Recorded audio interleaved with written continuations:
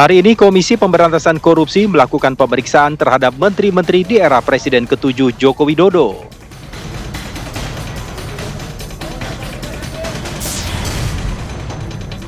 Sebagai nakoda, Presiden Prabowo Subianto berikan apresiasi pada menterinya dan menghimbau untuk menyatukan tim yang memiliki pandangan yang berbeda-beda.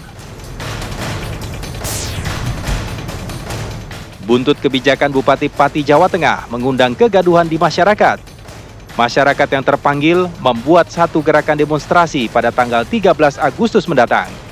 Akankah pemerintah daerah merubah kebijakan yang telah diambilnya? Saksikan selengkapnya di Apa Kabar Indonesia Malam.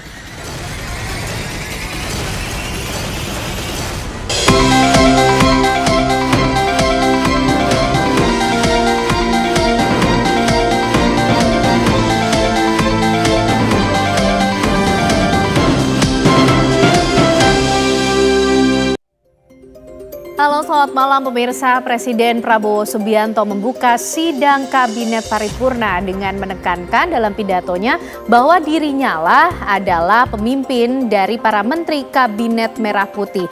Prabowo Subianto juga mengungkapkan terima kasih kepada para menteri yang selama 10 bulan berjalan pemerintahan sudah memberikan karya dan juga prestasinya. Tapi pemirsa, kenapa kemudian Presiden Prabowo Subianto ini menekankan bahwa dirinya lah sebagai presiden? Kami akan membahasnya untuk Anda di Apa Kabar Indonesia Malam. Bersama saya Ken Ano. Dan bersama saya Vena Kinta, pemirsa, kita juga akan membahas mengenai kenaikan PBB P2 hingga 250% di Pati, Jawa Tengah yang menuai protes warga. Bupati Pati justru mengatakan kenaikan ini untuk menutupi kebutuhan anggaran hingga mencapai 200 miliar rupiah, sementara pendapatan pajak ini hanya 36 miliar rupiah. Tepatkah kebijakan ini pemirsa? Apakah masih ada peluang untuk dipertimbangkan demi kepentingan masyarakat? Kita akan kupas tuntas untuk Anda di Apa Kabar Indonesia Malam.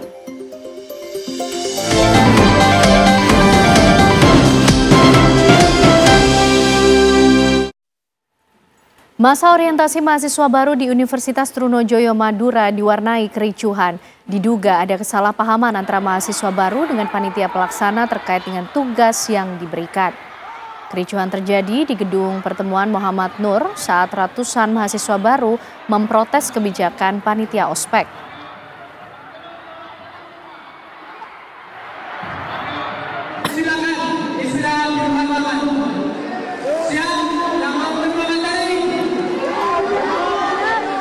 Tak ada petugas keamanan kampus yang bisa melerai sehingga aksi protes mahasiswa tak terkendali. Insiden berawal saat mahasiswa baru protes kebijakan pihak panitia yang dinilai memberatkan. Di tengah kericuhan inilah sebuah insiden terjadi. Seorang panitia tiba-tiba terjatuh di tangga gedung. Wakil Rektor 3 Bidang Kemahasiswaan ini kemudian menyatakan pemirsa, pihaknya akan memeriksa keterangan maba dan panitia untuk mengetahui penyebab pasti dari kericuhan. Pihak kampus kini tengah melakukan evaluasi terkait insiden ini untuk mencegah terulangnya kericuhan selama kegiatan pengenalan kampus berlangsung.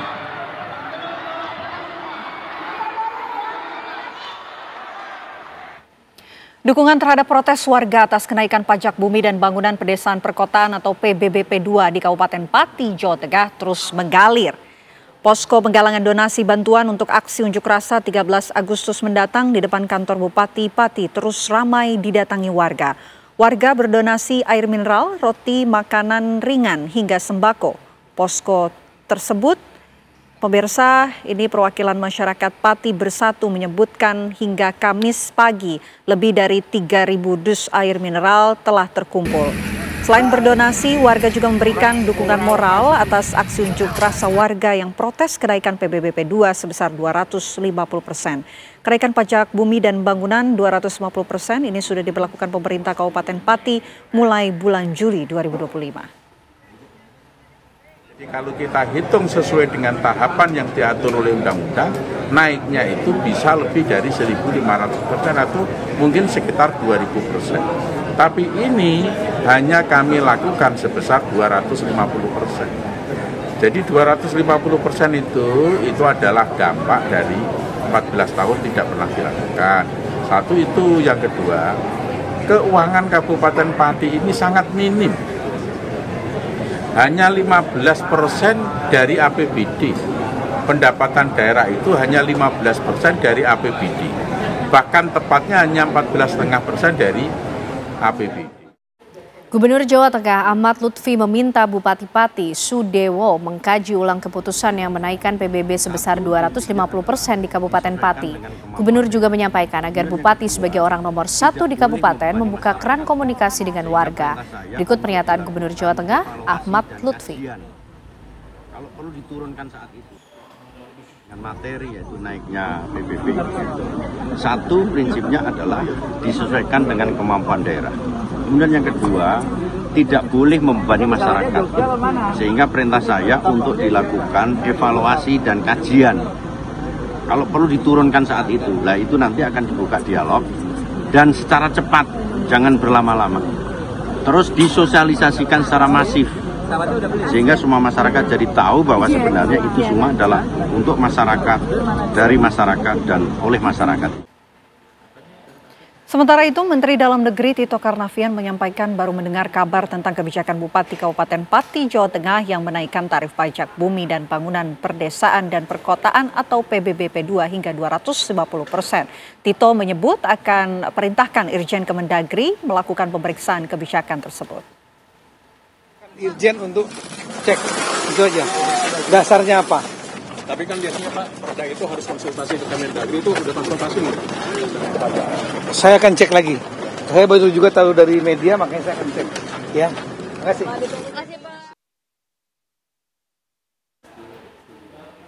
Kebakaran lahan seluas 15 hektar terjadi di Kabupaten Indragiri Hilir, Riau. Upaya pemadaman terus dilakukan petugas gabungan, termasuk pemadaman dari udara dengan cara waterbombing.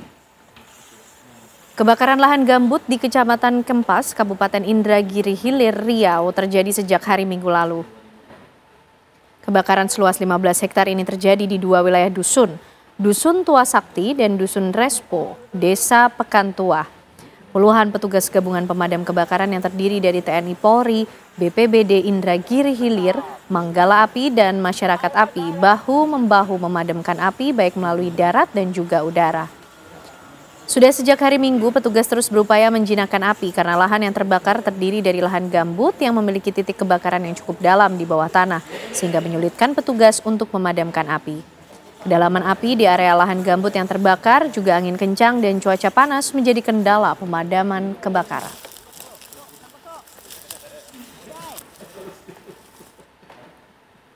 Pasangan suami istri diserang gajah liar saat berada di ladang milik mereka sendiri di Kabupaten Bengkalis, Riau.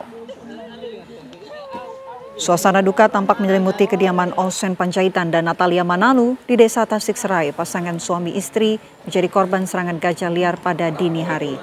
Natalia tewas usai diserang gajah liar. Peristiwa yang terjadi pada dini hari ini menimpa Olsen dan Natalia yang sedang beristirahat di pondok yang berada di ladang mereka. Keduanya keluar untuk memastikan, namun tak diduga, gajah liar langsung menyerangnya. Olsen sempat mengalihkan perhatian gajah agar istrinya bisa melarikan diri. Namun upaya tersebut gagal. Gajah malah mengejar Natalia yang lari ke arah berlawanan. Naas, Olsen menemukan sang istri sudah dalam kondisi tak bernyawa.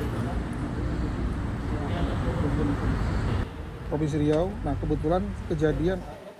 Kita beralih ke informasi lainnya, pemirsa. Mantan Menteri Pendidikan, Kebudayaan, Riset, dan Teknologi Nadiem Anwar Makarim memenuhi panggilan tim penyidik Komisi Pemberantasan Korupsi di Gedung Merah Putih KPK, Jakarta Selatan.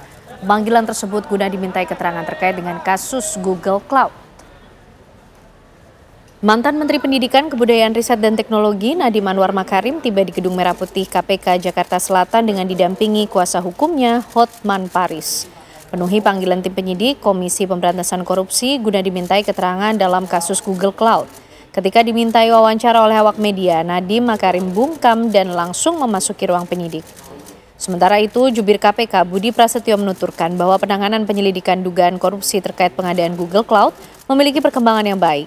Dalam menyelidiki dugaan kasus pengadaan Google Cloud di Kemendikbudristek, KPK mengungkap waktu pengadaan atau tempo pengadaan Google Cloud ini terjadi saat pandemi COVID-19. Google Cloud ini digunakan untuk penunjang dari pelaksanaan kegiatan belajar mengajar yang saat itu dilakukan secara daring. Pengadaan Google Cloud ini pun memakan biaya.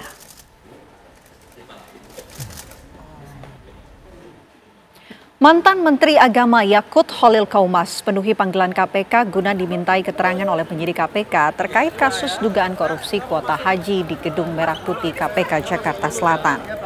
Dengan mengenakan pakaian kemeja coklat dan mengenakan peci, mantan Menteri Agama Yakut Khalil Qaumas tanpa didampingi kuasa hukumnya tiba di Gedung Merah Putih KPK. Kedatangannya tersebut guna memenuhi panggilan KPK untuk dimintai keterangan oleh tim penyidik terkait kasus dugaan korupsi kuota haji. KPK mengisyaratkan bahwa penyelidikan kasus kuota haji 2024 dalam waktu dekat akan naik ke tahap penyidikan. Hingga saat ini KPK telah memeriksa sejumlah saksi dan masih memanggil sejumlah pihak dalam kasus tersebut.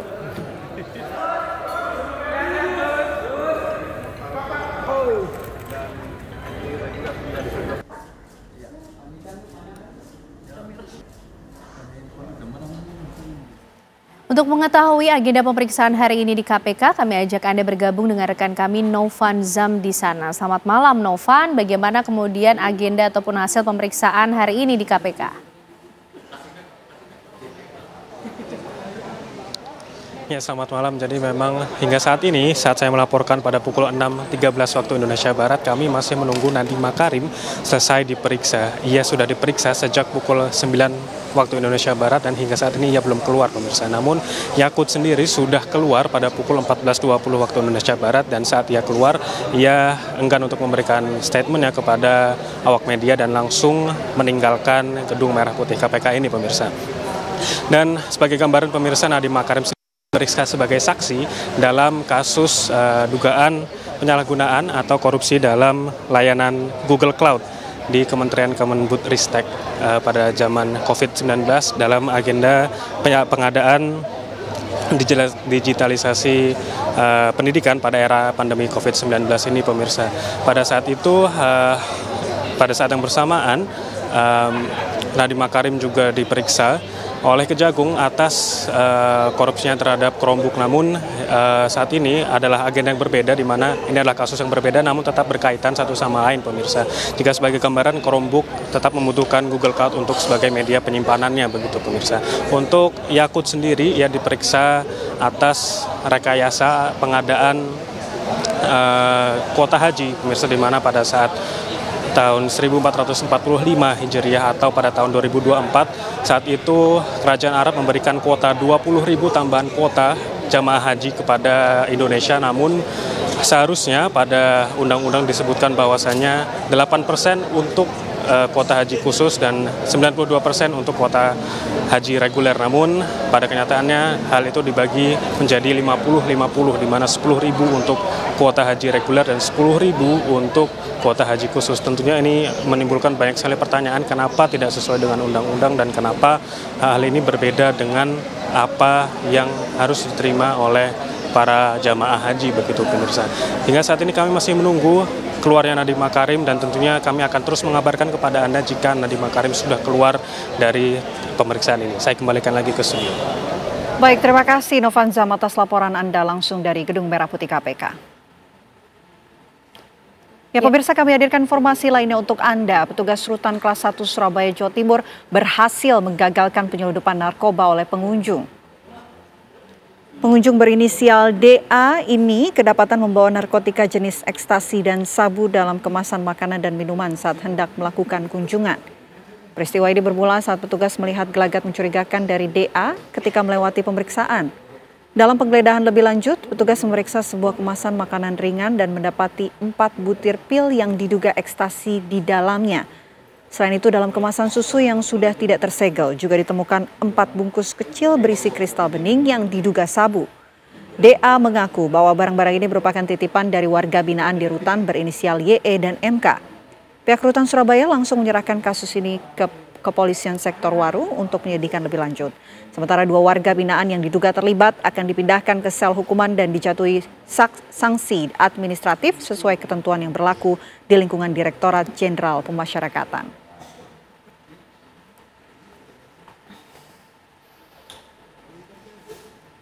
Kisruh Ridwan Kamil dan Nisa Mariana memasuki babak baru berupa pemeriksaan DNA di Gedung Barreskrim Polri. Kami hadirkan informasi selengkapnya untuk Anda pemirsa sesaat lagi.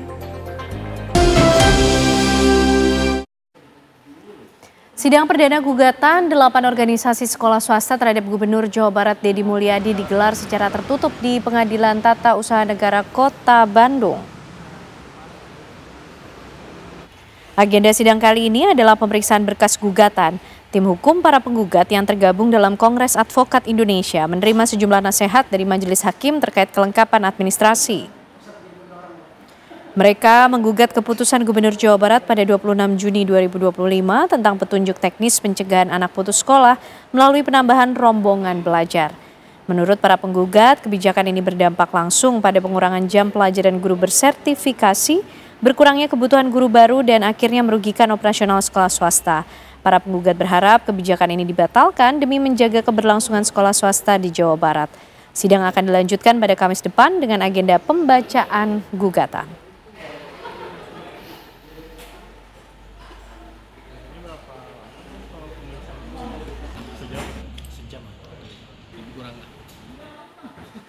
Kisru Ridwan Kamil dan Lisa Mariana memasuki babak baru berupa pemeriksaan DNA di Gedung Bareskrim Polri. Mantan Gubernur Jawa Barat Ridwan Kamil tiba di Gedung Bareskrim Polri pada pukul 8.57 waktu Indonesia Barat pagi tadi. Sementara Lisa Mariana dan anaknya berinisial CA tiba pada pukul 10.45 waktu Indonesia Barat. Adapun tes DNA yang dilakukan keduanya adalah dengan cara pengambilan sampel darah dan air liur. Baik Ridwan Kamil maupun Lisa Mariana tidak bertemu secara fisik di Gedung Bareskrim Polri karena diperiksa di lantai yang berbeda. RK menjalani tes DNA di lantai 15, sementara Lisa Mariana beserta anaknya berada di lantai 16. Usai menjalani tes selama 3 jam, RK dan Lisa menyerahkan proses hukum yang berlangsung kepada pihak kepolisian dan berharap untuk hasil yang terbaik. Keduanya akan memperoleh hasil tes dalam waktu paling lama 3 minggu ke depan.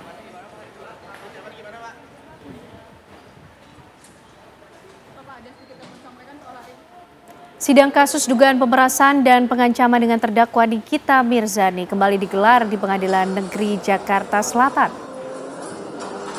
Sidang yang dilaksanakan sejak pukul 11.30 siang ini beragendakan pemeriksaan saksi dari pihak terdakwa sebanyak 4 orang, yaitu Dr. Samira atau Doktif, Bambang Sumanto, Ilham Putra Susanto, dan Diki.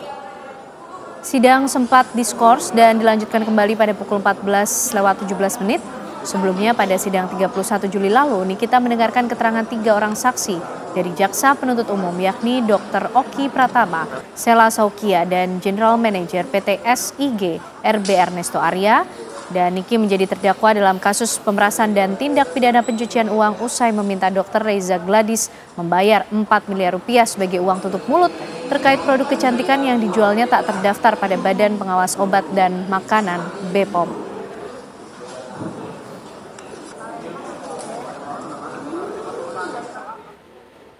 Ide mengembalikan pemilihan kepala daerah ke wakil rakyat kembali mengemuka. Nantinya gubernur, bupati, dan wali kota tak lagi dipilih langsung oleh rakyat, melainkan DPRD. Ya, Menteri Dalam Negeri Tito Karnavian menyatakan pemerintah terus mencari formulasi agar pilkada berjalan efisien tanpa menghilangkan proses demokratis. Lantas, bagaimana menjamin pilkada tak hanya menjadi transaksi elit?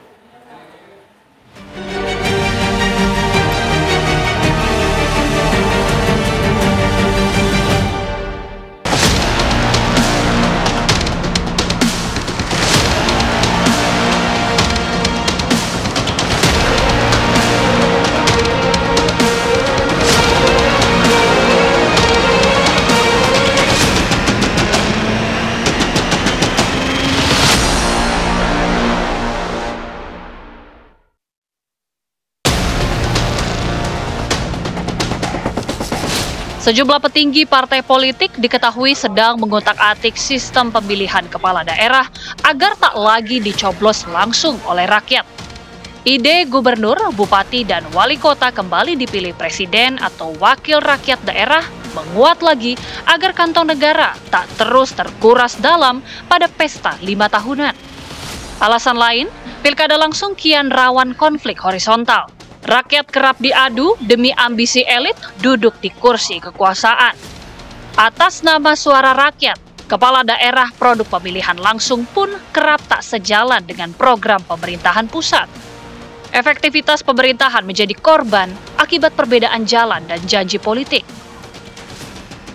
Seluruh kepala daerah habis biaya mahal untuk menjadi kepala daerah yang kadang-kadang tidak rasional. Yang pertama, gubernur sebagai perwakilan pemerintahan pusat ditunjuk oleh pemerintah pusat. Gubernur, tetapi bupati karena dia bukan perwakilan pemerintah pusat, maka bupati dipilih oleh rakyat melalui DPRD. Salah satu opsi yang sedang kami rumuskan di Golkar, ada beberapa opsi. Salah satu opsinya itu adalah memang pemilihan itu dilakukan lewat DPR. Kenapa? Karena dari Undang-Undang 45 pun tidak menegaskan bahwa pemilihan bupati wali kota itu langsung, tapi dilakukan secara demokratis. Dan dalam berbagai hal saya katakan bahwa demokrasi itu bukan tujuan negara, instrumen dalam pencapaian tujuan negara. Jangan setiap pilkada berkelahi. Tetangga-tetangga tadinya bersaudara gara-gara pilkada tidak saling tegur sapa. Tak hanya petinggi parpol, Kementerian Dalam Negeri di bawah komando Tito Karnavian juga mengamini ide kepala daerah dipilih kembali oleh DPRD. Bagi Tito, pasal 18 ayat 4 Undang-Undang 1945 bisa menjadi rujukan atau dasar kepala daerah dipilih wakil rakyat. Karena dalam pasal ini tertulis kepala daerah dipilih secara demokratis. Makna demokratis itu tak harus diartikan rakyat memilih langsung pemimpinnya, tapi bisa saja melalui wakilnya. Kalau bicara aturan, kita lihat pasal 18 ayat 4 kalau saya tidak salah, Undang-Undang Dasar 18B 4, UUD 45. Itu kuncinya di situ. Ya, kuncinya. Di dalam mengenai pemilihan kepala daerah, itu hanya diatur dalam satu pasal saja, bahwa gubernur, wakil gubernur, wali kota, wakil wali kota, bupati, wakil bupati dipilih secara demokratis. Itu bahasanya seperti itu. Nah, kalau demokratis itu artinya pasal ini, UUD 45 ini menutup peluang dilakukan penunjukan. Kalau mau ada penunjukan, berarti harus ada amandemen terhadap UUD 45 pasal itu. Tapi dengan ada kata-kata demokratis itu tidak harus secara langsung. Menurut Tito, Presiden Prabowo Subianto mendorong usulan pemilihan kepala daerah secara tak langsung ini setelah bercermin dari efektivitas dan efisiensi dari penyelenggaraan pilkada. Prabowo dalam berbagai kesempatan mengeluhkan mahalnya ongkos politik hingga menguras kas negara dari pemilihan kepala daerah. Karenanya perlu evaluasi pelaksanaan pilkada langsung. Keluhan Prabowo soal tingginya biaya pilkada itu diakui tak mengada-ngada. Dari pilkada serentak, total anggaran yang sudah digelontorkan menyentuh sekitar 80,65 triliun rupiah. Rinciannya, Pilkada 2017 4,2 triliun rupiah, Pilkada 2018 sebesar 18,5 triliun rupiah, Pilkada 2020 20,4 triliun rupiah, dan tahun 2024 37,52 triliun rupiah. Artinya Pak Presiden karena biaya yang mahal, potensi konflik yang tinggi, ya. Bayangkan sampai bermiliar-miliar, kandidatnya belum lagi yang PSU diulang-ulang terus seperti sekarang di Papua. Ada yang kemampuan fiskalnya defisit seperti di Kabupaten Bangka, di PSU lagi, uangnya habis hanya untuk memilih, sementara belum tentu yang kualitas terpilih baik. Lantas, apakah pemilihan kepala daerah tak langsung merupakan agenda dari istana? Apakah keinginan Mendagri Tito dan sejumlah ketum parpol direstui Prabowo? Sama, Tito dan Muhaimin Iskandar itu sebatas menyenangkan Pak Prabowo. Mungkin nggak terjadi. Dengan rangkulan Pak Prabowo sekarang, yang tadi yang pernah saya katakan bahwa teori politiknya ini dua hal ini, dia merangkul semuanya dan ingin elitnya rukun, ya ini sangat mungkin bisa terjadi. Lantas, apakah itu kemunduran demokrasi atau majunya demokrasi? Tergantung ngelihatnya gimana. Memang ada plus minus dari pelaksanaan pilkada, baik langsung ataupun melalui perwakilan wakil rakyat. Semua tentu sepakat, harus ada evaluasi dari pelaksanaan pilkada. Namun, haruskah rakyat tak lagi terlibat memilih pemimpin daerahnya? Langsung atau tidak langsung pilkadanya, biaya politik pasti akan ada, kelelahan juga akan ada. Nah, lalu bagaimana misalnya dihubungkan dengan, ini bisa dianggap sebagai langkah mundur? Menurut saya tidak. Dari sisi kemeriahan mungkin merupakan langkah mundur. Tetapi dari sisi substansi penguatan demokrasi dan penegakan demokrasi yang sehat, ini bisa menjadi kemajuan. Karena sekali lagi, menurut saya yang paling penting dari itu semua adalah bagaimana pemerintahan di daerah berjalan di atas prinsip-prinsip demokrasi yang berdasarkan kedaulatan rakyat. Pemilihan kepala daerah secara langsung diakui menyimpan celah dengan brutalnya praktik politik uang. Hasil pilkada pun kerap membuahkan sosok tak mumpuni dan melahirkan pemimpin daerah yang tak takut memakan uang harap korupsi. Saya melihat memang secara fundamental pilkada kita harus dievaluasi. Kenapa? Karena ini tinggal menghitung mudarat manfaat, menghitung baik buruk. Politik kita menjadi lebih liberal, lalu high cost politik. Politik kita biayanya berbiaya tinggi sekali, sehingga dikhawatirkan kalau seorang calon sudah mengeluarkan biaya yang sangat tinggi, khawatirnya nanti kan berpikir bagaimana mengembalikannya gitu loh. Perlu diingat, jangan sampai karena alasan pilkada langsung gagal, hak rakyat mengetahui rekam jejak calon pemimpinnya terampas oleh elit.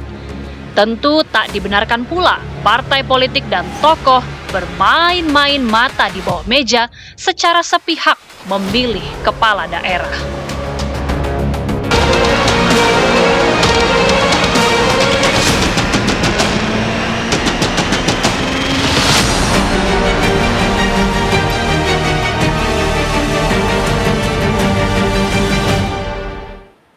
Ya, pemirsa, Presiden Prabowo Subianto membuka sidang Kabinet Paripurna dengan menekankan bahwa dirinya lah yang merupakan pemimpin dari para menteri Kabinet Merah Putih. Ia juga menyampaikan terima kasih kepada para menteri yang selama 10 bulan berjalan pemerintahan sudah memenuhi dengan karya dan juga prestasi. Namun mengapa kemudian Presiden Prabowo Subianto menekankan bahwa dirinya lah merupakan presiden? Kita akan temukan jawabannya dalam pembahasan di Apa Kabar Indonesia Malam untuk Anda. Usai jeda.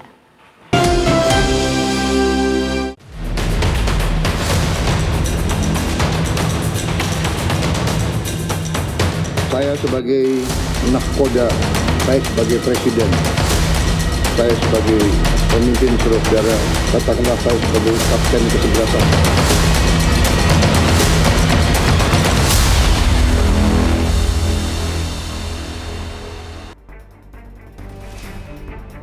Presiden Prabowo Subianto membuka sidang Kabinet Paripurna ke-8 menekankan bahwa dirinya lah sebagai nahkoda dalam menjalankan roda pemerintahan. Presiden turut berterima kasih kepada seluruh menteri yang telah bekerja keras selama menjalani pemerintahan selama ini. Presiden pun menekankan pengalaman sebagai pemimpin. Betapa sulitnya untuk mengkoordinasikan dan mengendalikan tim yang memiliki pengalaman dan pengetahuan untuk menjadi satu. Saya sebagai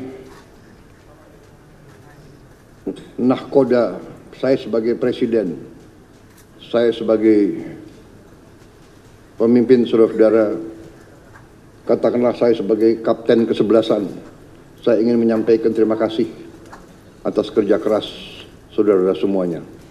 Dari hati saya paling dalam saya menyampaikan penghargaan atas kerja keras saudara-saudara. Saudara-saudara, kita semua punya pengalaman yang berbeda-beda, tapi kita semua punya pengalaman sebagai pemimpin. Dan kita mengerti betapa sulitnya untuk mengkoordinasikan, untuk mengendalikan, untuk memimpin manusia. Manusia dengan segala keyakinan masing-masing, segala pengalaman, segala pendapat harus kita jadikan satu tim. Saya merasa saudara-saudara sudah bekerja sebagai satu tim. Saya kira tanpa kerja keras saudara sebagai tim, tidak mungkin kita capai apa yang sudah kita capai hari ini.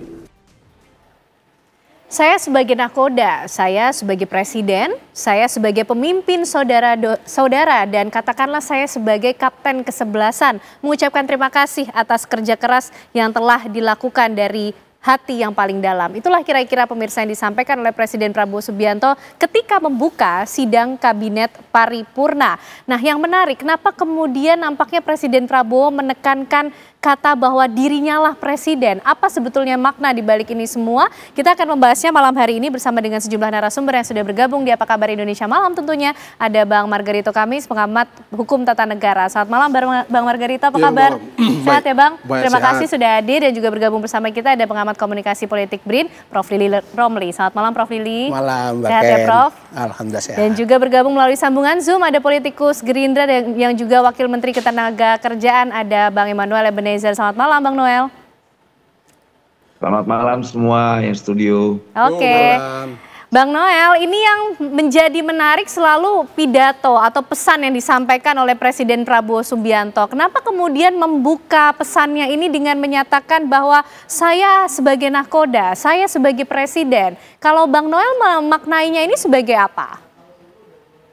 Ya begitulah pemimpin, sama kayak kita orang tua ke anak. Saya ini ayahmu. Selalu mengingatkan, saya bangga dengan kerja-kerja kalian. Kan itu pesannya. Ini berkali-kali ya lah presiden lah. Dia menganalogikan dirinya sebagai bapak lah. Gitu loh, sebagai pemimpin. Nah itu sebagai pemimpin.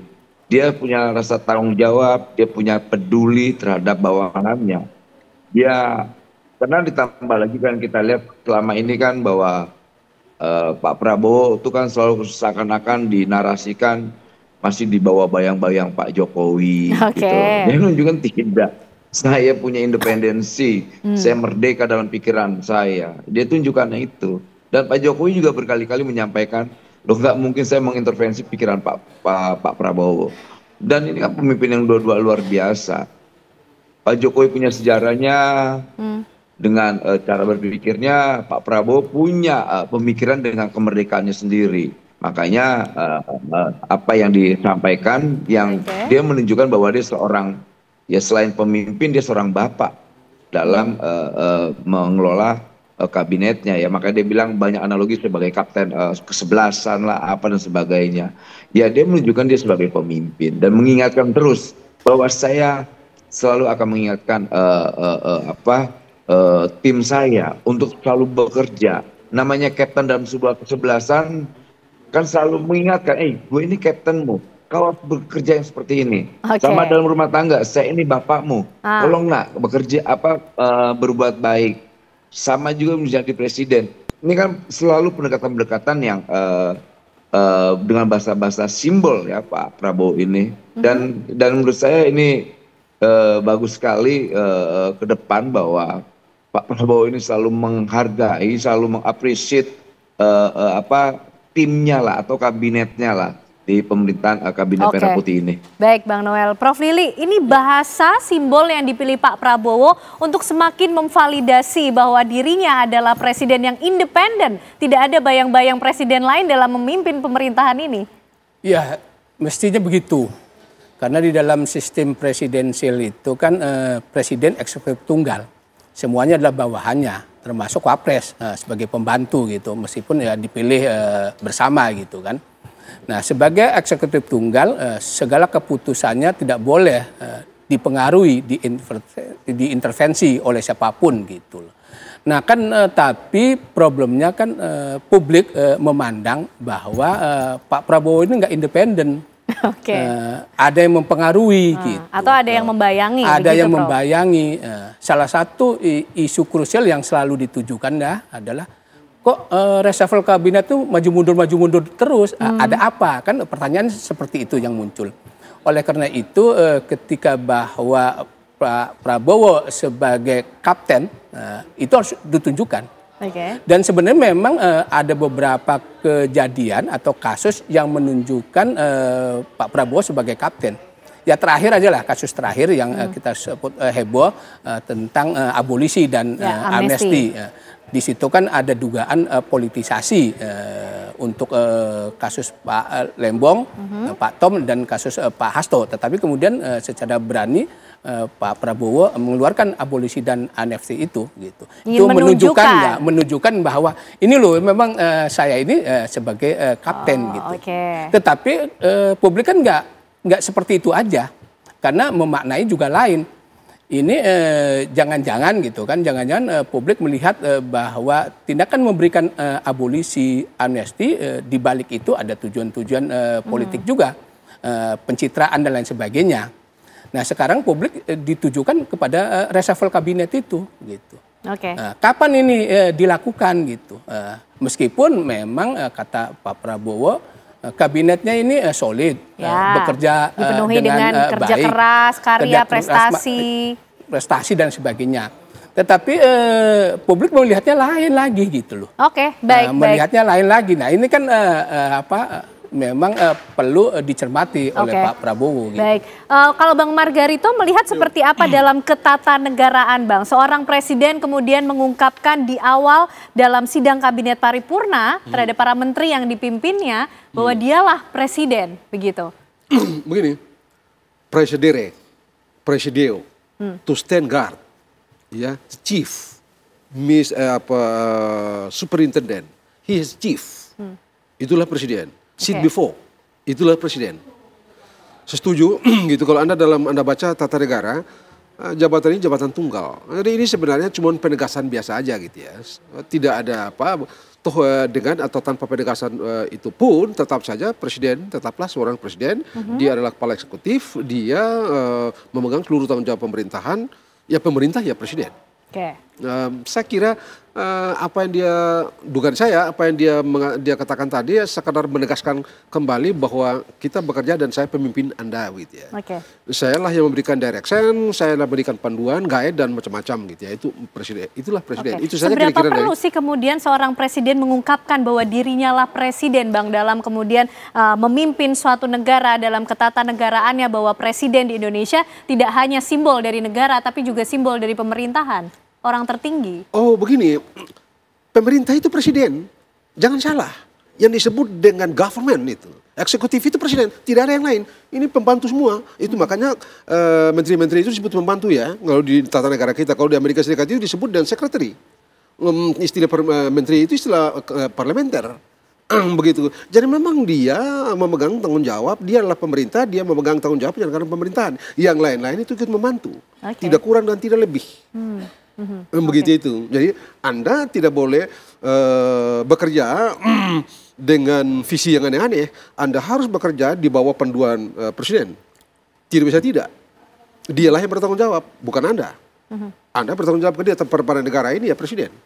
Begitu. Sehingga saya rasa apa yang dia sebutkan tadi, dia ingin memacu timnya untuk ayo mari kita kerja, dan saya senang Anda sudah kerja dengan cara Anda mengerti cara saya, barangkali Anda mengerti ekspektasi saya, dan sejauh ini saya oke dengan cara kerja Anda gitu. Kira-kira itu yang dapat dibilang dari dapat dimana dari apa yang disebut oleh Pak Presiden tadi. Baik Bang Noel, ini juga sebagai pembantunya Presiden begitu kan, Wakil Menteri Ketenagakerjaan juga. Inilah kemudian bahasa-bahasa yang biasa digunakan oleh Presiden Prabowo Subianto untuk mengingatkan kepada menteri-menterinya, ayo kita bekerja bersama dalam tempo yang sama begitu, sehingga target-targetnya bisa terpenuhi. Ya, saya menyambung tadi apa yang disampaikan Prof. Margarito, yaitu betul sekali. Dia pemimpin tunggal eksekutif, perintah eksekutifnya hanya dimiliki dia. Tapi harus dipahamin bahwa Pak Prabowo kan selalu memakai bahasa-bahasa simbol. Nah, juga kita lihat bahwa dia menyampaikan sebagai kapten dan sebagainya. Dia pertegas juga bahwa ya saya presiden, gitu loh. Kemudian kan ini di luar sana kan ada narasi yang selalu dikembangkan, diorkestrasi seakan-akan Pak Prabowo ini tidak mampu melepas bayang-bayang beliau dari bayang-bayang Pak Jokowi. Dan itu salah besar, karena kan kita yang tahu nggak ada perintah eksekutif selain perintah Pak Prabowo. Berarti Pak Presiden Tidak memonitor ada mengenai isu-isu itu juga ya Bang Noel. Pak Presiden juga memonitor mengenai apa yang terjadi di tengah publik, bagaimana pemikiran publik begitu sehingga perlu menyampaikan ini. Presiden bukan soal pikiran publik tapi pikiran rakyat juga. Gitu loh. Dia tidak terlalu pusing dengan pemikiran netizen. Dia hanya pusing kalau rakyat itu lapar. Kalau rakyat itu hari ini susah. Rakyat ini hari ini apa gitu loh. Jadi yang ada di pikirannya pikiran bagaimana rakyat ini sejahtera. Dia tidak ada di luar itu. Makanya dia berharap para kabinetnya ini, para pembantunya ini, ayo bekerja terus. Jangan pernah berhenti. Lihat nih di luar sini banyak sekali tantangan-tantangan yang dikritik oleh kawan-kawan di luar sana. Nah, kritikan itu dianggap menjadi tantangan buat kita bekerja. Jadi apa semakin dikritik, ya Pak Prabowo semakin semangat untuk melakukan kerja-kerja atau menunjukkan kerja kabinetnya gitu. Baik, Prof Lili. Jadi ini tidak hanya pesan kepada para menteri yang membantunya di Kabinet Merah Putih, tapi juga nampaknya Pak Prabowo ingin menjawab apa yang menjadi suara-suara sumbang di luar sana, Prof? Iya, betul. Saya kira itu bagian untuk merespon kritik-kritik yang muncul bahwa seperti katakan oleh Pak Noel tadi, Pak Noel, bahwa Pak Prabowo disangka masih dalam bayang-bayang Pak Jokowi. Tapi problemnya Mbak kan begini, apakah pesan yang disampaikan bahwa saya adalah kapten itu diturutin nggak oleh para menterinya? Itu kan yang jadi pertanyaan gitu loh. Karena Presiden kan berulang-ulang bahwa saya ya nggak ada tuh bisik-bisik, saya langsung memerintahkan langsung. Saya akan mendraft menteri-menterinya.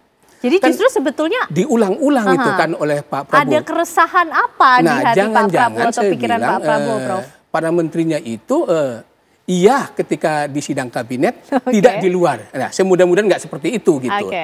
Kan kita tahu memang kalau lihat dari gerbong menteri kan ada minimal 5 gerbong kan. Pertama gerbong petahana, kedua gerbong partai politik, ketiga gerbong Pak Nol relawan, keempat gerbong dari ormas-ormas, kelima teknokrat. Nah, yang banyak itu kan petahana, partai politik, relawan. Nah, dia menganggap nggak sebagai kaptennya Pak Prabowo? Atau ada kapten lain? Kan pernah ada terjadi diskursus juga, wacana gitu loh. Ada matahari kembar dan lain sebagainya. Nah, sekarang ditekankan lagi. Saya kira pesan itu bukan hanya untuk disampaikan ke publik bahwa dia adalah kapten, tetapi juga ke menteri. Kalau enggak nih, saya kasih SP. Nah, jadi harus melepaskan atribut-atribut yang dibawa sebelumnya ketika sudah menjadi menteri di Kabinet Merah Putih. Karena yang lebih penting adalah pesan itu untuk para menterinya, para pembantu, bahwa saya adalah Pak Prabowo itu eksekutif tunggal. Jangan macam-macam gitu. Kalau ke publik sih kan publik cuma berharap aja, nggak punya kekuatan apa-apa. Kita dan senang bahwa Pak Prabowo itu memang harus menunjukkan sebagai kapten. Seperti itu. Bang Margarito, ini seperti apa? Adakah kemudian studi juga yang mempelajari mengenai hal ini ketika kemudian Presiden mengungkapkan dirinya lah Presiden di depan para menteri, para pembantunya, karena kemudian ingin memastikan bagaimana stabilitas atau jalannya pemerintahan, melepaskan atribut-atribut yang dibawa oleh para menterinya. Pertama begini, ini biasa saja. Presiden itu di mana-mana selalu begitu juga memang. Satu, mungkin kalau orang politik yang mengatakan bahwa ini juga memberikan pesan kepada orang-orang di luar yang tadi beliau bilang boleh saja begitu, tapi pernyataan-pernyataan ini biasa saja, tidak ada yang istimewa begitu ya.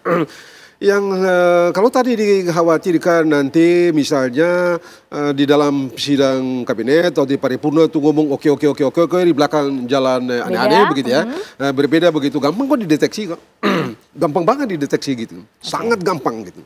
Saya mengerti di beberapa aspek itu, saya tahu ada hambatan-hambatan kecil.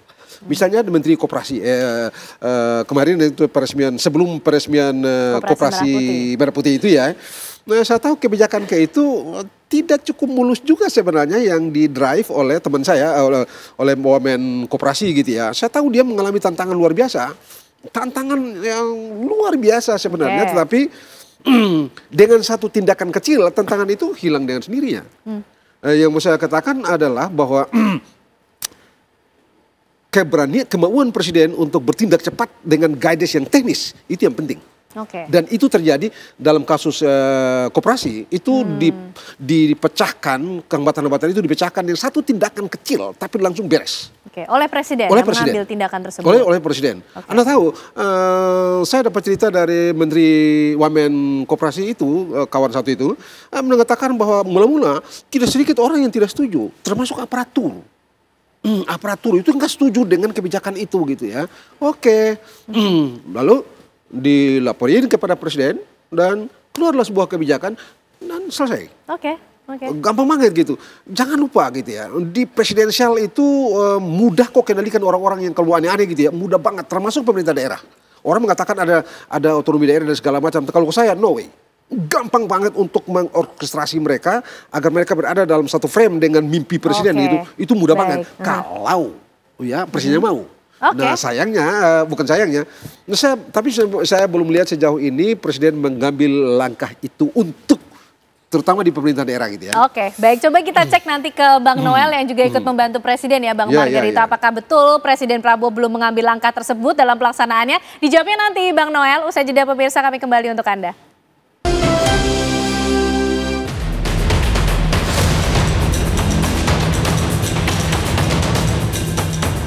Saya sebagai nahkoda, saya sebagai presiden, saya sebagai pemimpin saudara, katakanlah saya sebagai kapten kesebelasan.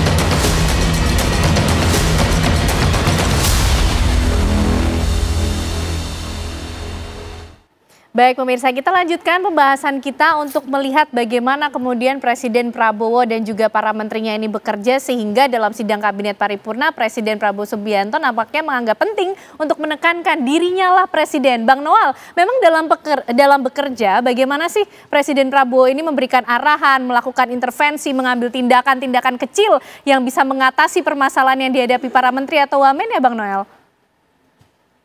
Ya kan kita selalu diberikan arahan dengan perintah-perintah eksekutifnya ya. Jadi ya sampai detik ini makanya Pak Prabowo menyampaikan selalu terima kasih atas kerja para kabinet saya, pembantu saya begitu luar biasa. Nah itulah seorang pemimpin yang berani selalu menghargai kerja-kerja bawahannya. Kan ini penting juga, ini persoalan eksistensi. Kan terkadang-kadang orang juga terganggu karena tidak diakui. Tapi Pak Presiden Prabowo kan selalu mengakui bahwa kawan-kawan Kabinet Merah Putih ini terima kasih karena saudara-saudara sudah mengerjakan sesuatu yang menjadi harapan kita semua, khususnya rakyat. Jadi saya lihat tidak ada satupun di Kabinet Prabowo Gibran ini membawa visi masing-masing, tidak ada. Semuanya satu visi, yaitu visi Presiden. Kemudian ada gerbong A, B, C, D, tidak ada. Gerbongnya adalah Indonesia, tidak ada gerbong A, B, C, D, lagi. Kan ini kan problem pertanyaan ini ketika ada isu-isu yang terkait reshuffle, kemudian ada PDIP pengen masuk, itu juga nggak ada, gitu. Itu kan sudah ditegaskan berkali-kali oleh Presiden dan ya tidak ada. Gimana mau ada orang semua sedang sibuk dan fokus bekerja. Presiden kan juga ngerasain perasaan pembantunya, dia tahu semua kan ada laporan. Ini kerjaan apa, semua kan ada basisnya laporan. Tidak, apalagi kan setiap bulan kan kita pertemuan, selalu ada evaluasi. Gitu. Baik Prof. Lili, pentingkah untuk menunjukkan, memelihara eksistensi dalam berjalannya suatu pemerintahan? Hampir 10 bulan berjalan pemerintahan dari Presiden Prabowo Subianto dan Gibran Rakabuming Raka. Ya penting sekali itu untuk menjaga agar bagaimana para pembantunya itu bekerja efektif, bekerja optimal. Itu juga yang diharapkan oleh publik. Tetapi problemnya kan publik melihat berbeda. Bahwa para pembantu presiden ini kok lambat sekali. Itu pertama. Sehingga kemudian di survei inilah yang layak harus di reshuffle kan. Maka ada timbul isu reshuffle tersebut, Prof ya. Isu reshuffle tersebut. Terus yang kedua adalah serta persoalan kok Pak Presiden itu seperti pemadam kebakaran. Selalu diambil alih gitu. Itu kan nggak baik sebenarnya kalau diambil alih terus oleh Presiden. Kalau begitu menteri-menterinya kerja apa? Kalau semuanya diambil alih oleh Presiden. Karena memang Presiden mengangkat para pembantu-pembantu itu untuk menangani persoalan itu. Ternyata persoalan itu menimbulkan kegaduhan sehingga Presiden turun tangan, kan nggak baik itu. Oleh karena itu sehingga kemudian publik menuntut, ini udah 10 bulan nih, kapan reshuffle? Nah, belum jadi reshuffle bisa aja ada 3 kemungkinan. Kemungkinan pertama, saya berharap apa yang dikemukakan oleh Pak Presiden bahwa kerjanya bagus, menteri-menteri solid dan lain sebagainya. Kemungkinan kedua adalah dalam konteks menjaga stabilitas pemerintahan. Karena dari survei-survei itu kan orang-orang yang memiliki kekuasaan, gitu loh, yang direkomendasikan untuk di reshuffle itu. Baik itu mereka kaitan dengan partai politik, maupun yang kedua adalah berkeringat, istilah Pak Prabowo, berkeringat. Kan nggak mungkin orang yang berkeringat kemudian tiba-tiba ini baru 10 bulan di reshuffle. Nah yang terakhir berharap yang ketiga, menunggu momen yang tepat. Nah momen yang tepat, pas, jadi kemarin itu kan kata CPO, Hasan Nasbi, bicara sih tentang reshuffle. Mudah-mudahan di sana sebenarnya ada SP, surat peringatan, ada warning. Loh, kalau nggak self correction, gitu. Kalau nggak diperbaiki, saya sudah kasih aba-aban nih. Nanti ada reshuffle gitu. Jadi semacam warning juga kemarin maka itu. Maka para menteri dan wamennya bekerja keras ya. Bekerja keras karena gitu. sudah ada Karena kan itu. ketika ditanya publik, silahkan tanya aja Pak Hasan Nasbi ya. Kan selalu melepaskan. Jangan-jangan di situ ada yang nggak dibicarakan gitu. Karena kan baca di media juga ketika pembukaan ada wartawan. Setelah itu kan wartawan suruh keluar. Nah kita nggak tahu wallahu alam gitu. Nah saya sih berharap kan sesuai dengan hasil survei, tuntukan publik, perlu adanya reshuffle, menunggu momen yang tepat. Karena bagaimanapun ya memang hak prerogatif Presiden. Ya kita kan rakyat nggak bisa memaksa karena hak itu ada pada Presiden. Bang, lah Bang Noel bilang boro-boro mikir reshuffle nih semua menteri di lingkungan kabinet semua kerja keras gitu. Tapi kalau kita lihat Presiden Prabowo lagi-lagi menyatakan dirinya lah presiden, nahkoda, pemimpin dari para menteri begitu. Ada tidak sih Bang kasus-kasus misalnya juga pasti kan Presiden Prabowo melakukan evaluasi dong terhadap kinerja para menterinya hampir 10 bulan berjalan. Misalnya andai kata ternyata isu reshuffle dari publik itu betul-betul terjadi. Presiden juga punya hak untuk merubah atau merombak bagaimana struktur kabinetnya? Oh iya, iya misalnya dia perkecil.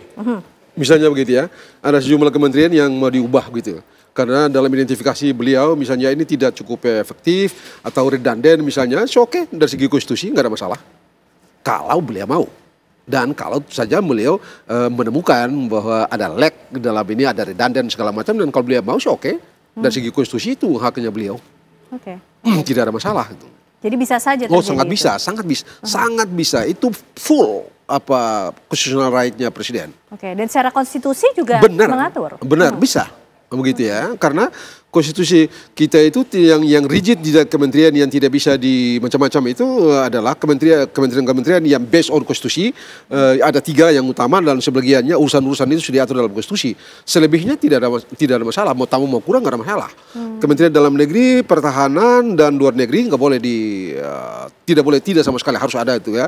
Kementerian Pertanian, Perikanan segala macam itu karena pertanian, pendidikan itu harus ada beberapa di antaranya. Selebihnya oke. Badan-badan tertentu oke. Nah, soal badan ini mesti kita mengerti. Soal badan-badan itu ini ciri negara administrasi, ciri negara yang mengurus orang, mengurus isi perut orang, mengurus macam-macam itu. Karena itu dibikin banyak lembaga-lembaga pemerintah begitu. Ini mulai tumbuh asal usulnya 1887, tetapi baru mau menguat tahun 1932 pada waktu Great Depression gitu ya. Sehingga perlu menanganinya cepat-cepat, maka pemerintah Presiden Franklin Delano Roosevelt waktu itu bikin banyak sekali badan-badan pemerintah untuk mempercepat penanganan masalah-masalah rakyat yang dihadapi oleh rakyat itu.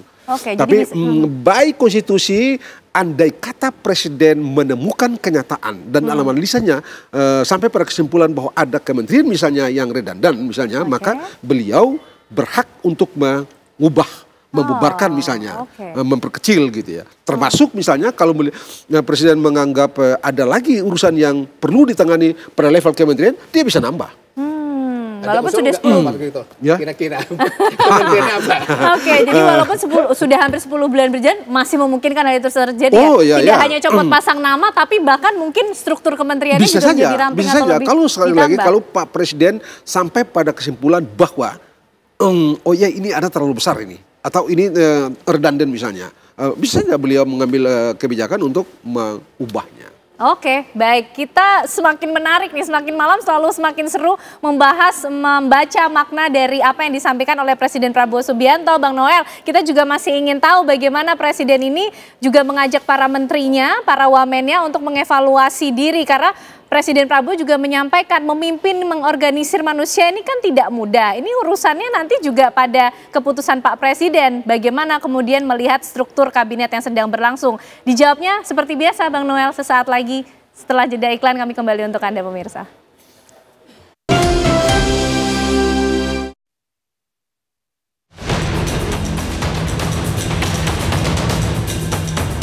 Saya sebagai nahkoda, saya sebagai presiden, saya sebagai pemimpin saudara, katakanlah saya sebagai kapten kesebelasan.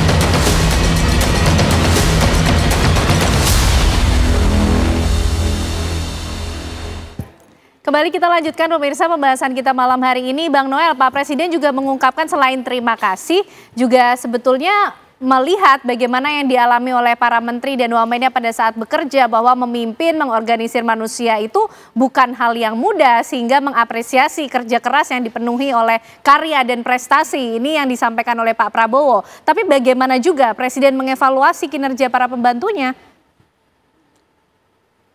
Ya kan gini, yang diorganisir selain manusia adalah sistem dan instrumen yang ada. Nah, apa yang kita lakukan pelaksanaan dari program-program perintah eksekutif beliau sebagai pemimpin tunggal eksekutif itu sendiri. Makanya kan semuanya ini kan tidak terlalu susah. Orang sudah tersistem semua kok. Tinggal beliau mengevaluasi mana program-program yang tidak berjalan dan hambatan-hambatannya. Kemudian kendala-kendalanya. Kalau enggak beliau akan mengevaluasi kemudian memberi arahan baru lagi. Karena kan biar gimana pun juga apa yang kita kerjakan ini kan basisnya program gitu. Jadi tidak lagi harus nunggu arahan presiden, nggak gitu lagi. Semua udah terprogram semua kok, udah tinggal dilaksanain. Tinggal kita di kabinet ini melaksanakan perintah-perintah eksekutifnya yang selama ini beliau sampaikan di dalam sidang-sidang kabinet. Jadi kalau mau ditanya bekerja ya bekerja semua. Makanya kita kan nggak pernah duduk-duduk di kantor, semua pada bekerja nih. Kabinet Merah Putih ini 100% lah, saya katakan bekerja lah ya. Karena kita semua tidak mau mendapatkan catatan buruk dalam proses pemerintahan yang berpihak ini ya kepada rakyat. Bang Noel, artinya Pak Prabowo kan sudah mewakafkan hidupnya untuk bekerja untuk rakyat. Artinya ketika ini sudah ada, sudah terprogram, ada sistem, Pak Presiden sudah bisa dipastikan juga mengerti apa yang menjadi problem di kementerian, lembaga atau badan yang dihadapi kan? Ya pastilah, namanya orang tua, dia kan selalu menganalogikan selain sebagai kapten, sebagai orang tua dan sebagainya, dia lebih ahli dan bijaksana kok. Ya contoh banyak problem-problem lah, misalnya kawan-kawan di kabinet salah komunikasi, disampaikan nggak masalah. Selama kalian tidak korup dan nyopet di rakyat, dia masih punya toleransi lah. Baik. Paling di peliharaan coba-coba jaga-jaga komunikasinya lebih baik. Gimana? Ya gimana Bang Margarito? Pak Wamen, satu hari nanti kalau pulang dari, sekarang kan Pak Wamen di Lampung ya? Padang. Oh, udah di Padang ya, Pak Wamen? Sudah pulang dari Padang. Terus ke Maluku Utara deh, ada satu masalah tenaga kerja di sana tuh, Pak Wamen. Di Halmahera Utara, Pak Wamen. Kita hadir.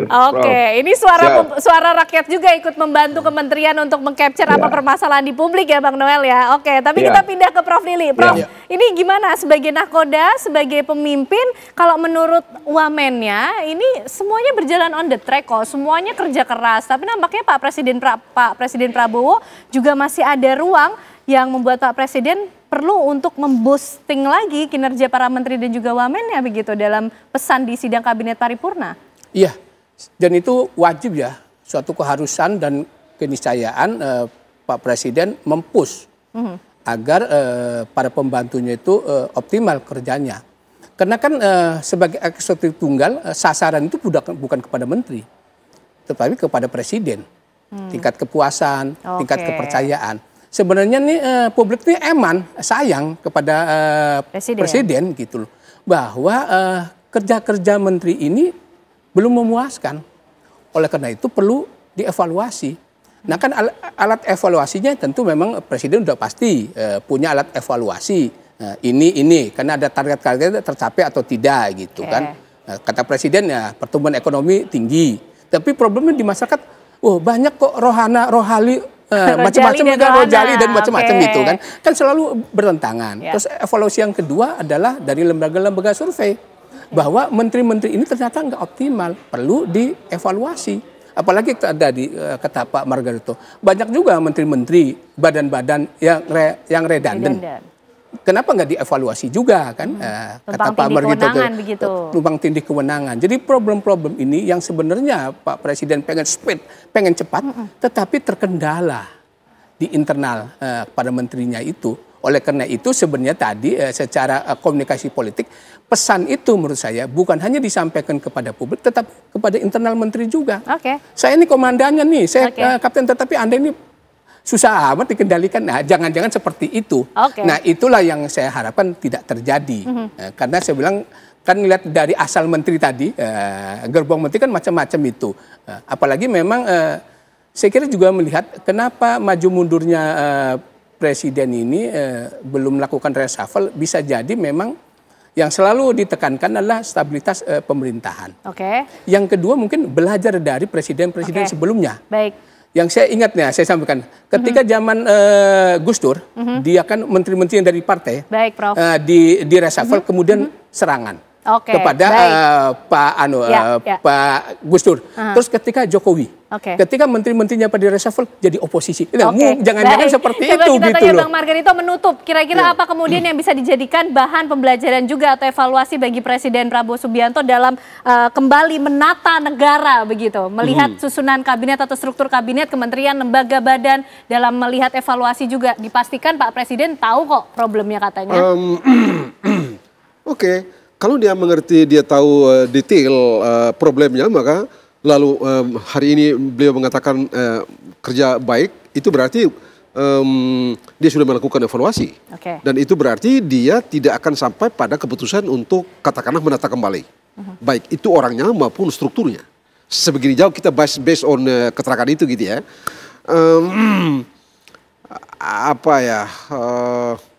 Mungkin ya di masa yang akan datang atau mulai besok dan seterusnya itu perlu dalam kaitan dengan dibicarakan tadi Rohana dan Rojali itu ditingkatkan. Mungkin perlu ada kebijakan lebih eksekutorial dalam menata kembali, bukan menata kembali, dalam mengenergizer pemerintahan daerah. Rakyat di daerah, kemiskinan di daerah dan postur pembangunan di daerah tidak bisa diserahkan sepenuhnya kepada kepala daerah begitu ya. Harus disinkronkan betul dengan apa yang dilakukan dimaui oleh presiden sehingga capaian pembangunan katakanlah di bidang pemberantasan kemiskinan misalnya itu bisa berjalan lebih cepat. Baik Bang Margarito. Dan untuk itu maka perlu ada kebijakan tertentu yang betul rigid dan itu tidak perlu banyak. 1-2 lembar kertas saja dan saya rasa itu akan menghasilkan apa yang kita bawahi untuk mempercepat pemerintahan daerah. Kita tunggu nanti bagaimana kemudian Pak Presiden Prabowo sebagai nahkoda akan memimpin pemerintahan yang baru hampir 10 bulan, masih panjang perjalanannya. Terima kasih semuanya Bapak-Bapak malam hari ini untuk diskusi yang luar biasa. Bang Margarito, Prof. Lili dan juga Bang Noel atas diskusinya malam hari ini. Sehat selalu semuanya. Usai jeda pemirsa, apa kabar Indonesia Malam masih akan kembali dengan pembahasan lainnya untuk Anda bersama dengan Vena Kintar. Ya pemirsa, berikutnya kami akan berikan informasi untuk Anda situasi terbaru dari Pati, Jawa Tengah. Banyak masyarakat dari sini akan ada acara. Ini punyanya masyarakat. Buntut kebijakan Bupati Pati, Jawa Tengah mengundang kegaduhan di masyarakat. Masyarakat yang terpanggil untuk membuat satu gerakan demonstrasi pada tanggal 13 Agustus mendatang berbondong-bondong untuk memberikan donasi mendukung demonstrasi kebijakan pemerintah yang dianggap tidak pro rakyat. Begitu masifnya dukungan masyarakat, petugas Satpol PP pun kewalahan menghadapi masyarakat dalam melakukan penertiban. Posko penggalangan donasi ini merupakan gerakan sosial untuk aksi demo penolakan kenaikan pajak bumi dan bangunan atau PBB sebesar 250% di Kabupaten Pati, Jawa Tengah. Bupati merasa yakin keputusannya itu adalah langkah terbaik untuk kemajuan Kabupaten Pati, Jawa Tengah. Siapa yang akan melakukan penolakan Yayak Gundul, silahkan lakukan. Jangan hanya 5.000 orang, 50.000 orang aja suruh ngerahkan. Saya tidak akan gentar, saya tidak akan merubah keputusan, tetap majukan. Saya instruksikan semua aparatur pemerintah Kabupaten Pati tidak boleh ada bergening apapun dengan Yayak Gundul. Ya, silahkan kalau ada pihak-pihak yang mau demo silahkan. Saya tidak akan gentar, tidak akan mundur satu langkah. Yang saya lakukan adalah yang terbaik untuk pembangunan Kabupaten Pati, yang terbaik untuk rakyat Kabupaten Pati. Akankah pemerintah daerah mengkaji ulang kebijakan tersebut? Lalu bagaimana sikap dan langkah pemerintah pusat terhadap kebijakan pemerintah daerah yang mengundang kegaduhan di masyarakat? Ya, kita akan bahas, pemirsa. Kami sudah hadirkan melalui sambungan virtual Zoom Bupati Pati, ada Pak Sudewo. Selamat malam, Pak Sudewo. Selamat malam, Mbak. Oke, Pak Sudewo, kebijakan kenaikan PBBP 2 ini kemudian ramai dibicarakan oleh masyarakat. Kami ingin tahu, Pak, apa urgensi di balik kebijakan ini? Seberapa mendesak kemudian kebutuhan daerah hingga kemudian menaikkan pajak dengan persentase sebesar itu, Pak Sudewo? Saya luruskan ya, kenaikan pajak PBB P2 sebesar 250% itu tidak semuanya, tidak merata, itu berjenjang. Banyak sekali yang di bawah 50%, di bawah 100%, kalau di rata-rata itu hanya sebesar 120%. Jadi 29 miliar yang kami dapat pada tahun sebelumnya, pada tahun ini mendapatkan tambahan sebesar 36 miliar. Artinya tambahan sebesar 36 miliar itu adalah ekivalen dengan kenaikan sebesar 120%. Oke. Jadi tidak benar. Kenaikan 250% itu adalah untuk semuanya. Apakah sudah berkonsultasi dengan Kementerian Keuangan, Pak Sudewo? Enggak ada urgensinya dengan Kementerian Keuangan. Kalau sesuai dengan peraturan perundang-undangan, dasar hukum kami adalah peraturan bupati. Peraturan bupati itu harus mengacu peraturan daerah, harus mengacu peraturan Menteri Dalam Negeri. Dan semua mekanisme untuk membuat peraturan bupati itu sudah kami tempuh.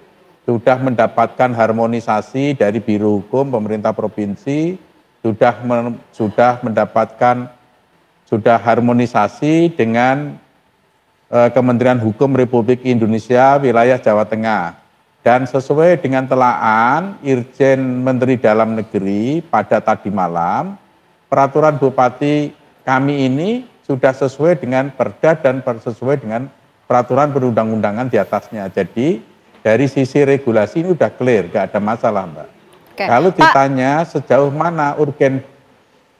mana urgensinya sampai harus naik, begini Mbak, PBB P2 ini sesungguhnya adalah pendapatan utama yang sangat kami andalkan, sumber pendapatan utama yang sangat kami andalkan. Oke, Pak Sudewo, ini kan Gubernur Jateng Ahmad Lutfi meminta untuk kemudian dikaji ulang, Pak. Bagaimana respon Anda?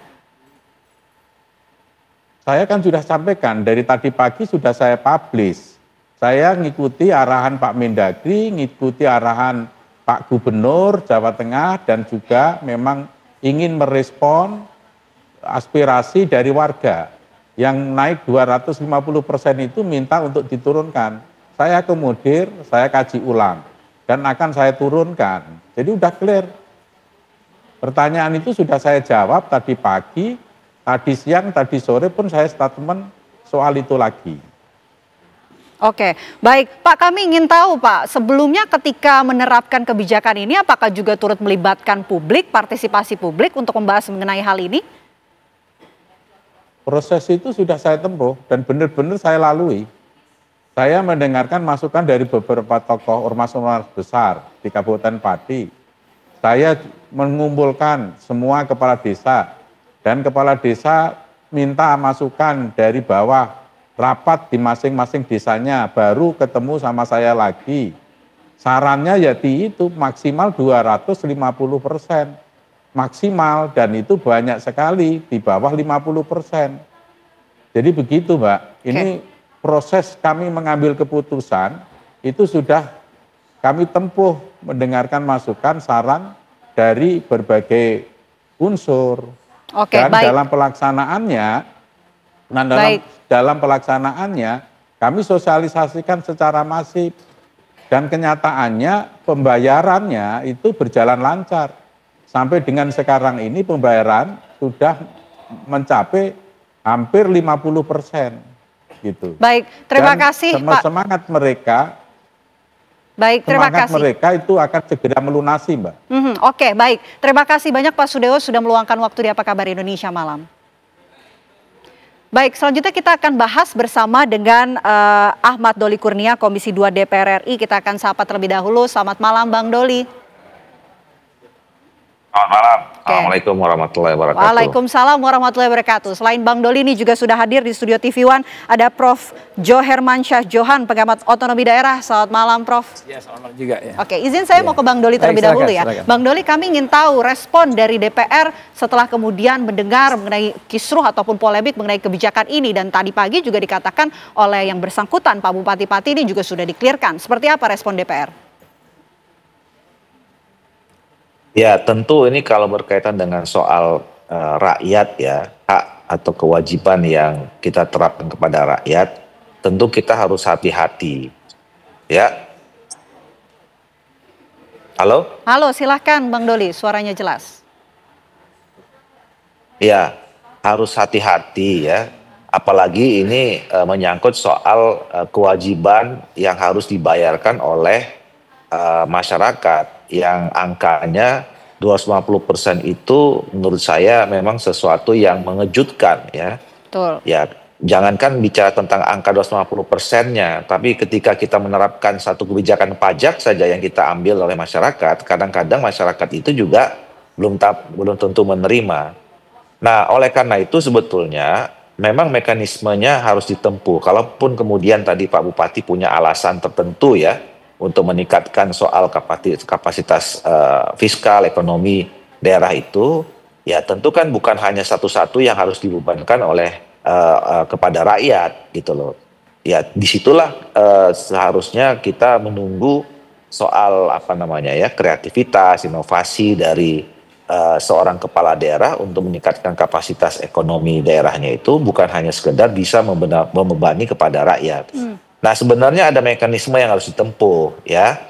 Nah, akan elegan sebetulnya pembicaraan atau sebelum pengambilan keputusan ini, satu tentu harus dibicarakan oleh wakil rakyat. Ya, DPRD saya dengar tadi tidak pernah dilibatkan itu tadi ya. Yang didengarkan adalah ormas-ormas gitu ya. Terus kemudian tokoh-tokoh gitu. Oke, baik saja itu. Tetapi saya kira institusi resmi perwakilan rakyat itu kan ada di DPRD. Mungkin akan lebih kuat kalau misalnya dibicarakan di DPRD juga menyerap aspirasi masyarakat seperti apa gitu ya. Nah sehingga nanti pun kalau diambil keputusannya, itu keputusannya resmi, mungkin bukan hanya perbub, mungkin bisa jadi perda atau segala macamnya setelah ada mekanisme yang dilalui melalui DPRD. Yang kedua, tentu harus ada konsultasi di tingkat atasnya, satu kepada pemerintah daerah provinsi. Tadi saya dengar ternyata Pak Lutfi Gubernur minta ditinjau ulang gitu. Nah yang berikutnya adalah Kementerian Dalam Negeri Bang Doli, sebagai pembina pemerintah daerah. Jadi gitu ya. intinya ada mekanisme yang harus dilalui ya dengan melibatkan berbagai pihak. Kita tanyakan ke Prof. Johan kalau begitu. Prof, analisa Anda dengan penerapan kebijakan ini yang menuai kisruh dan juga polemik seperti apa? Saya menganggap kebijakan ini dibuat kurang cermat ya. Kurang cermatnya itu dari segi satu kenaikan pajak tadi yang sampai 250%. Walaupun tadi diklarifikasi rata-rata 120%, itu juga tetap masih cukup tinggi. Ya dalam keadaan ekonomi rakyat sekarang rata-rata yang menurun. Nah, dan yang lainnya adalah faktor pelibatan publik ya dalam pengambilan keputusan. Jadi kebijakan itu tidak cukup hanya dengan tokoh-tokoh masyarakat, ormas, apalagi kepala desa. Kalau kepala desa ya takutlah sama bupatinya. Itu akan manut. Jadi pelibatan publik secara luas, ya tokoh-tokoh masyarakat itu harusnya akademisi yang ada di sana. Kemudian ada tokoh-tokoh perempuan, tokoh wanita, tokoh-tokoh pemuda, ya dan ormas-ormas yang concern dalam soal keuangan daerah. Nah itu yang relevan. Nah jadi itu juga tidak dilakukan dengan cermat, dengan baik. Nah yang satu lagi, yang terakhir adalah bagaimana dikonsultasikan pungutan kenaikan yang sangat serius itu harus dikonsultasikan dengan detail dan rinci, tidak hanya dengan gubernur, tapi juga dengan pemerintah pusat. Ya lewat Kementerian Dalam Negeri. Nah ini yang juga nampaknya tadi kan ternyata di provinsi Gubernur Lutfi bilang itu minta direview lagi, minta dikaji ulang gitu. Dikaji ulang. Baik. Nah, itu menandakan kurangnya konsultasi. Kurangnya konsultasi. Baik, kita masih akan melanjutkan diskusi ini, Prof. dan juga Bang Doli, tapi kami jeda terlebih dahulu. Usai jeda Apa Kabar Indonesia Malam akan kembali untuk Anda. Anda kembali menyaksikan Apa Kabar Indonesia Malam. Kita kembali lanjutkan diskusi kita. Saya mau kembali ke Bang Doli kalau begitu. Bang Doli, ini kalau tadi di segmen sebelumnya Anda menjelaskan mekanisme yang harus dilalui, idealnya seperti apa. Tapi bagaimana dengan mekanisme pengawasan dari DPR terhadap kebijakan fiskal daerah yang berpotensi merugikan masyarakat, Bang Doli?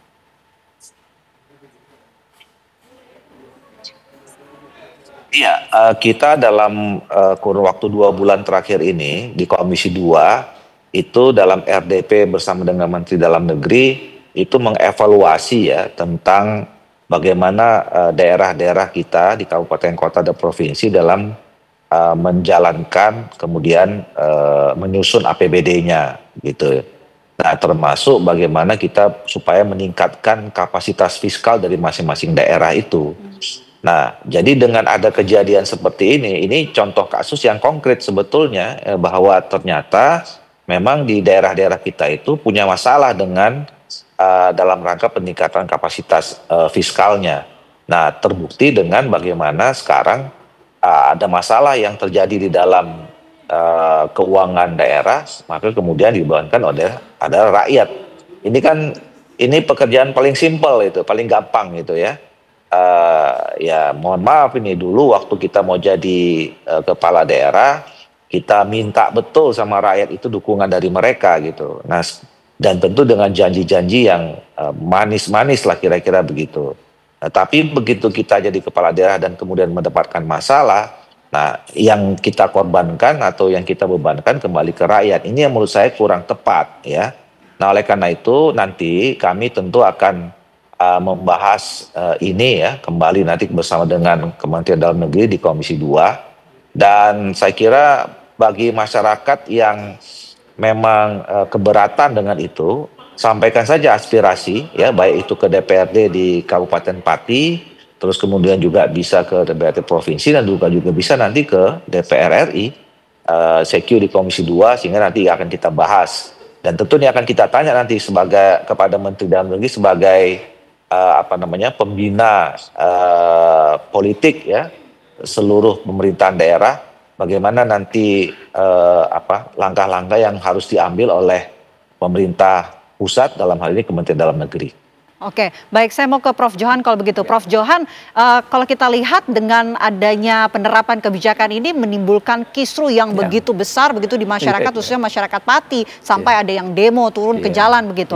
Nah, kalau menurut Anda, jika ini terus dibiarkan, dampak ke depannya akan seperti apa? Nah, itu bisa menimbulkan krisis kepercayaan publik yang luas ya. Jadi kalau ini tidak direspon dan Bupati misalnya reaktif, lalu kemudian konfrontatif, misalnya menantang rakyat untuk kerahkan aksi massa yang sampai 50.000, itu akan menimbulkan kegaduhan dan saya khawatir jadi menimbulkan namanya krisis kepercayaan publik yang luas. Kalau seorang kepala daerah terkena kasus krisis kepercayaan publik yang luas, itu bisa dimakzulkan. Ujungnya bisa dimakzulkan. Jadi itu protes rakyat itu dan menyebabkan dia melemah legitimasinya, apalagi kalau ada ketemuan-temuan yang bisa menyebabkan pembuktian hukum ada pelanggaran-pelanggaran dalam pembuatan kebijakan ini.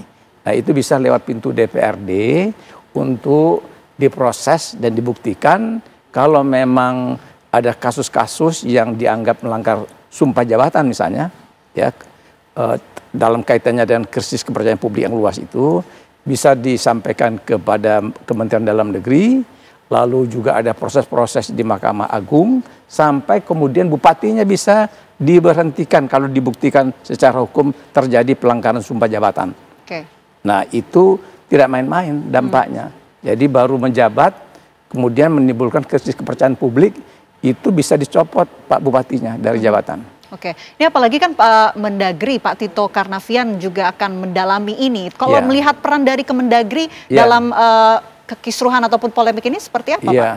Jadi Dagri itu kan pembina dari kepala daerah, melakukan fasilitasi juga untuk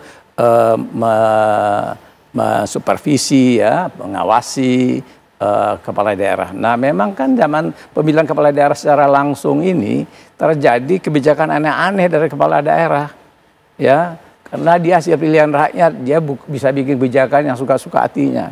Nah, oleh karena itu Kemendagri mestinya melakukan tindakan yang tepat lah ya. Maksud saya begini, jadi kalau ada kasus yang heboh kayak gini, itu bupatinya langsung dipanggil Jakarta, ya, dipanggil Jakarta. Dan kemudian didalami dan lalu diberi arahan dan penjelasan sehingga dia langsung bisa mengoreksi kebijakan. Baik. Kalau tidak dia bisa diberi teguran dan sanksi-sanksi. Oke, langsung dikasih sanksi. Baik, saya mau ke Bang Doli kalau begitu. Bang Doli, bagaimana kemudian mekanisme pajak di daerah sebenarnya? Seperti apa? Apa memang nggak perlu begitu berkoordinasi dengan Kementerian Keuangan? Ya, memang tidak ada koordinasi langsung dengan Kementerian Keuangan ya. Tetapi di dalam peraturan perundangan kita, tadi seperti yang kita juga sudah sampaikan bahwa kepala daerah itu adalah di bawah pembinaan dari pemerintah pusat, dalam hal ini Kementerian Dalam Negeri.